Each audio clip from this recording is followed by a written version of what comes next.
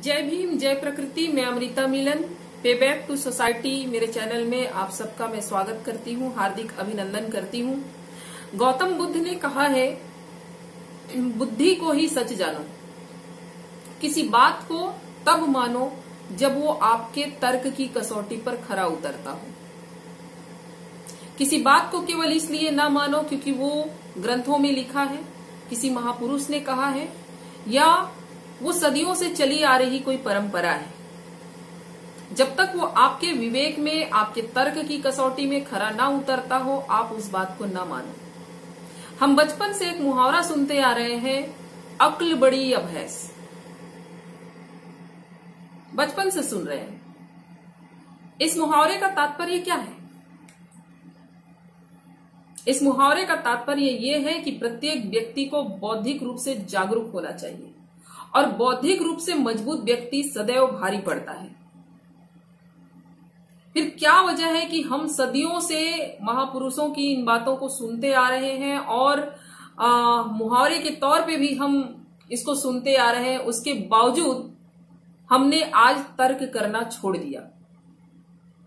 वो क्या वजह है कि हमने बुद्धि को अपने जीवन का आधार बनाने के स्थान पर हमने आस्था को अपने जीवन का आधार बना लिया?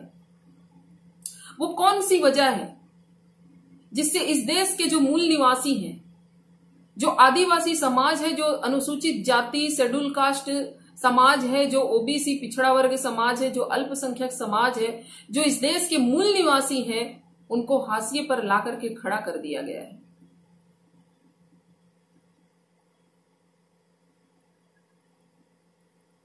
और क्या ये जो सवाल है, आपके मन में ये सवाल पैदा नहीं होता है? वो कौन सी मर्ज है जिससे इस देश में इतना ज्यादा अमीरी गरीबी, ऊंच नीच, जात पात का जो भेदभाव है वो इतना ज्यादा है, इतना बेहद असमानता है, असमानता की इतना बड़ा खाई है कि उसको हम पाट नहीं पा रहे।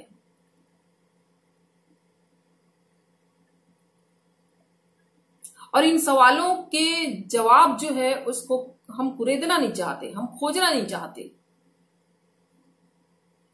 हमने भाग्य पर आधारित जो आस्था है उसके चमत्कार को हमने नमस्कार करना शुरू कर दिया है। क्या कभी आपके अंदर ये सवाल पैदा नहीं होता कि जो इस देश के मूल निवासी हैं वो आज हाशिए पर है?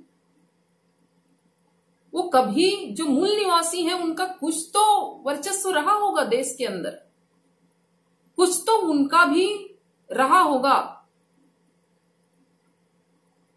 कुछ तो इतिहास होगा। ये सवाल कभी आपके मन में पैदा नहीं होता। और अगर ये सवाल पैदा होता है तो इसका जवाब मिलेगा कहां से? तो इसका जवाब हमको मिलेगा इतिहास से। इतिहास से हमें जवाब मिलेगा, इतिहास से हमें प्रेरणा मिलता है। और इतिहास से जब प्रेरणा मिलता है, जब हम देखते हैं इतिहास को, जब हम पढ़ते हैं तो हम जानते हैं कि हमारा एक्चुअल में जो वास्तविक जो स्थिति थी वो क्या थी, आज हम क्या हैं, उससे हमको प्रेरणा मिलती है। और जब प्रेरणा मिलती है तो प्रेरणा से जागृति पैदा होती है। जागृति पैदा होती है तो काम करने का सोच पैदा होता है। काम करने का सोच पैदा होता है तो ताकत बनता है। ताकत बनता है तो ताकत से शक्ति पैदा होती है, शक्ति बनती है। और जब शक्ति बनती है तो शक्ति से ही हम शासक बनते हैं। बाबा साहब ने कहा है कि किसी देश, किसी समाज को अगर गुलाम बनाना है, किसी समाज को अगर गुलाम बनाना है तो उस समाज के इतिहास को आप मिटा दो, वो समाज खुद ब खुद गुलाम बन जाएगा। तो मेरे कहने का मतलब यह है कि हमें इतिहास को जानना है, समझना है। हमारे जितने भी महापुरुष हैं वो उन्होंने कौन सा संघर्ष किया, कौन सा आंदोलन चलाया और उसके पीछे उनका क्या उद्देश्य था, क्या मकसद था, मूल निवासियों की क्या स्थिति थी और आज हम कैसे हैं, ये तो हम सभी देख रहे हैं। तो इसको जानना समझना बहुत जरूरी है और इसीलिए मैं कोशिश कर रही हूं, एक छोटा सा कोशिश है, मेरा प्रयास है कि अपने महापुरुषों के इतिहास को हम लेकर के आप लोगों के सामने में मैं आऊं। तो आज के एपिसोड में इतना ही। तब तक के लिए आप चिंतन करिए, मनन करिए, ये सवाल पैदा करिए कि इतना ज्यादा जो ऊंच नीच, जो अमीरी गरीबी, जो जात पात भेदभाव की जो खाई है, वो कहां से पैदा हुआ, कैसे पैदा हुआ, खत्म कैसे कर सकते हैं, इस पर कम से कम आप चिंतन करिए। नेक्स्ट एपिसोड में कंटिन्यू करेंगे। तब तक के लिए सब्बा खैर। जय भीम, जय प्रकृति, जय संविधान, जय भारत।